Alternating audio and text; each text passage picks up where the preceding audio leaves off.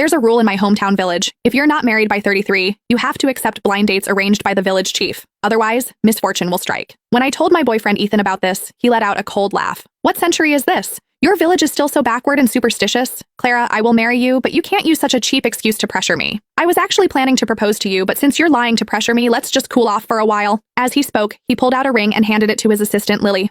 The wedding ring I'd waited so many years for, he casually gave it to someone else. I was stunned for a moment. Ethan walked out of my office with a swagger, a victorious smile curling at the corners of his mouth.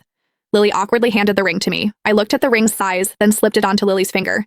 He bought it for you in the first place, didn't he? Look, it's a perfect fit. Tell Ethan that he and I are over. That evening, when Ethan got off work, I was packing my things. Seeing the 2 large suitcases in front of me, he paused mid-step. Why did you come home early today without waiting for me? Here we go again. He always had this ability to just turn the page on his own. Then I was supposed to take the out he offered me and step down gracefully and pretend nothing happened while we played the part of a loving couple. But now I didn't want to pretend anymore. Didn't your assistant tell you? We're done. His brow immediately furrowed, like I'd touched a sore spot. I'm trying to have a decent conversation with you, and you just have to be passive-aggressive, don't you? Lily grew up with you. You were the one who brought her to the company in the first place. What are you being so dramatic about now? He was right. I was indeed the one who brought Lily to the company. She and I grew up in the same village. The village chief told us to look out for each other away from home. So when she graduated from college and couldn't find a job, I proactively brought her to our company. She was obedient and sensible, and I was happy to mentor her.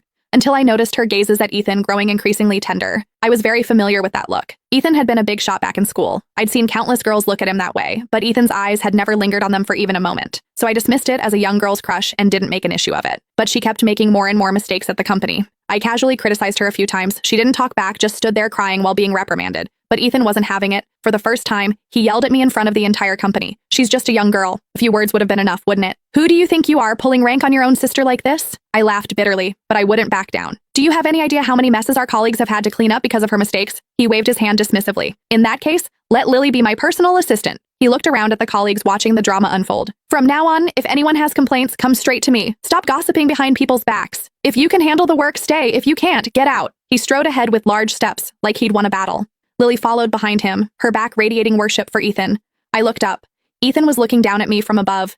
I didn't know when it started, but he began making everything about winning or losing with me, always needing to come out on top. He was no longer the man who told me in our rental apartment, "You're the only person I'll ever lose to in this life." I glanced at my phone. The ticket confirmation was still on the screen. I'd be going home soon. I didn't feel like arguing with him. You're right, I was being dramatic. It won't happen again. Seeing my reaction, his expression showed a moment of confusion. I figured he must have been prepared for me to act like before, to demand to know when he'd actually marry me, to question him about his unclear relationship with Lily, but he never expected me to look so defeated. After a few seconds of silence, he dropped a whatever and left. He didn't come home all night.